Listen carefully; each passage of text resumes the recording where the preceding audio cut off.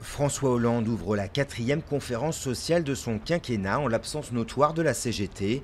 Le président de la République veut se poser en rassembleur avec comme méthode le dialogue social.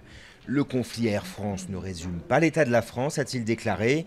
Mais pour la CGT, cette réunion n'est qu'une grand-messe d'experts patronaux destinée à servir la communication du gouvernement. Sera notamment débattu le compte personnel d'activité, mais pas le code du travail. L'ambassadeur de France en Israël convoqué ce matin, l'État hébreu s'indigne d'une idée attribuée à la France de déployer des observateurs internationaux sur l'esplanade des mosquées à Jérusalem.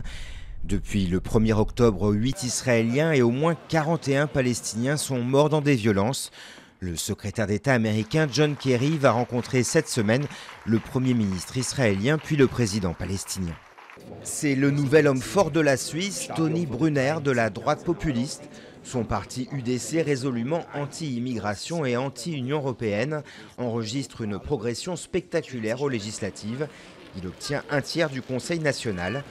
Alors même que la Suisse est plutôt épargnée par la vague de migrants arrivant en Europe, l'UDC avait axé sa campagne sur les risques d'une immigration massive. Enfin, la semaine de la mode à Tokyo s'est achevée sur des variations sur le classique vestimentaire nippon, le kimono à coups de touches modernes. Kimono ne veut-il d'ailleurs pas dire quelque chose à mettre? Les créateurs se détournent désormais de la soie épaisse au profit de matières comme le jersey, la laine ou même le jean.